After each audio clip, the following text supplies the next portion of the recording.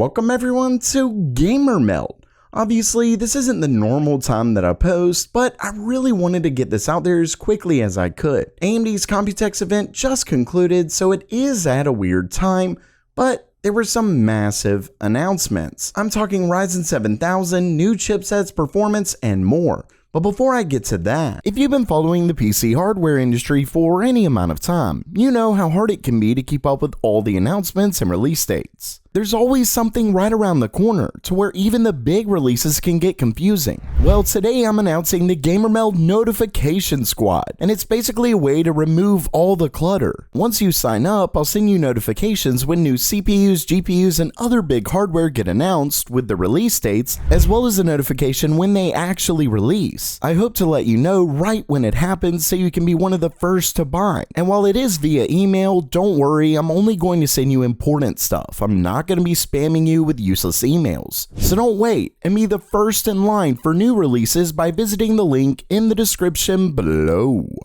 Okay, it's news time, and first up, AMD officially announced what they're calling Ryzen 6000 Ultra Thin. Now, they didn't give us too much information, but it does look fairly impressive. Basically, some ultra thin notebooks that are capable of getting some pretty decent speeds. We're talking gaming and quite a few other areas. Next, they actually announced a new laptop APU codenamed Mendocino. And this is actually fairly interesting because, as you can see, it runs on 6nm TSMC, but it's Zen 2. So it seems as though they actually built Zen 2 based CPUs on TSMC's 6nm process.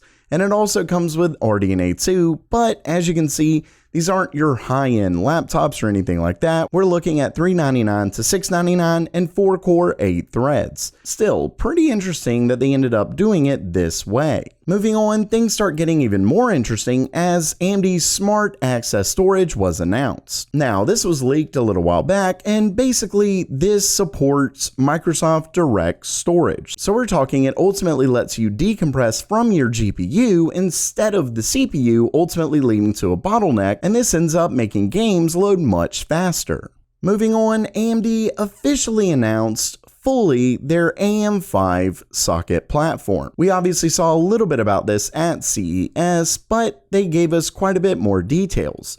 For one, we have 24 PCI Express 5.0 lanes for storage and graphics. Although you'll see in just a second, that isn't for every chipset as usual, but it does get up to 24 PCI Express 5.0 lanes for both storage and graphics. Moving on, we have a little bit more information, and first we have the 17-18 pin LGA socket. We more or less already knew that.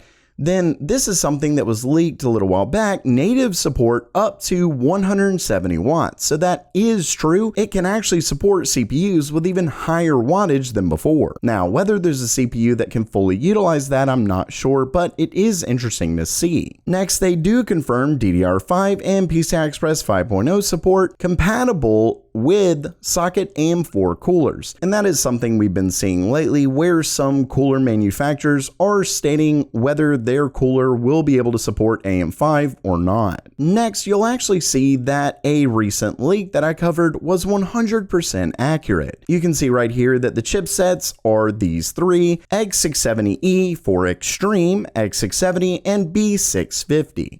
Now, so far what they're telling us is the X670E offers the best overclocking, the best compatibility, and PCI Express 5.0 everywhere. Moving to the X670, you get enthusiast overclocking, so not as good as the X670E, but better than, say, the B650. But it offers PCI Express 5.0 for the storage and graphics, and from what he said, is basically the main PCI Express slot. So this will be all of your PCI Express slots. This will just be your main one. Then moving down to B650, we have PCI Express 5.0 only for the storage. So if for whatever reason you would prefer to have PCI Express 5.0 in your graphics or everywhere, you would want the X670 or X670E.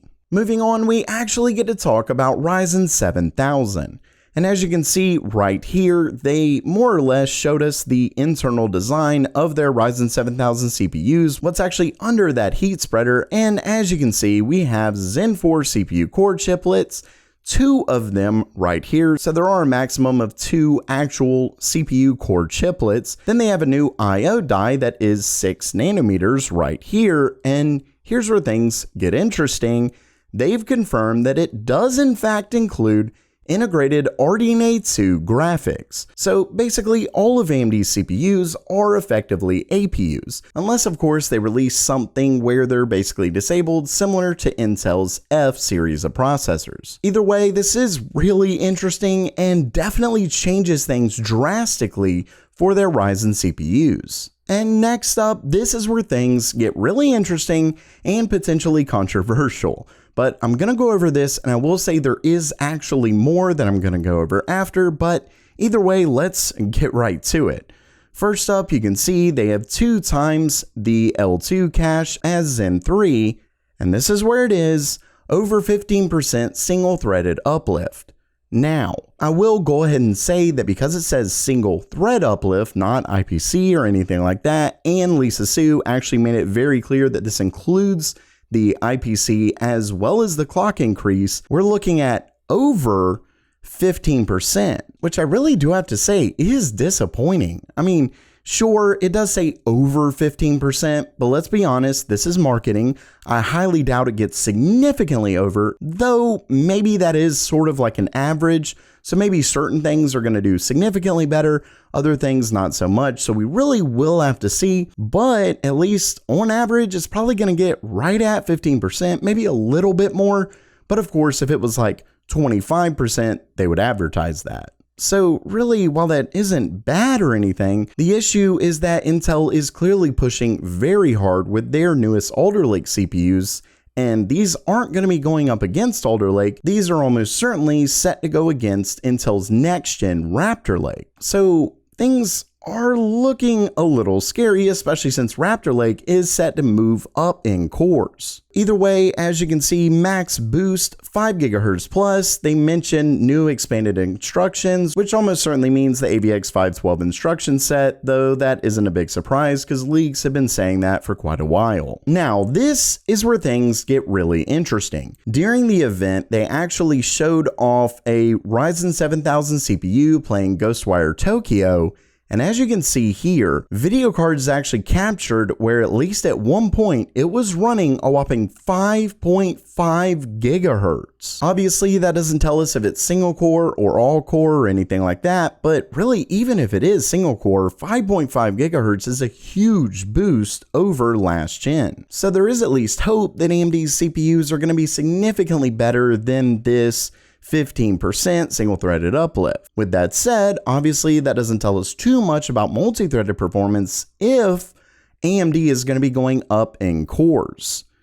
To which, according to this test, you can see right here, they actually pitted an undisclosed Ryzen 7000 CPU against Intel's i9 12900K, and you can see that it gets up to 31% faster than Intel's 12th gen CPUs in Blender. So that definitely does give us some hope, though once again, that 15% is a little bit disheartening. Finally, I don't actually show it here, but they do announce that Ryzen 7000 is going to be coming this fall, so probably around September, November, which means it obviously is a little ways off, and unfortunately, they didn't actually give us specific SKUs for Ryzen 7000, but this is obviously way more than we got from CES.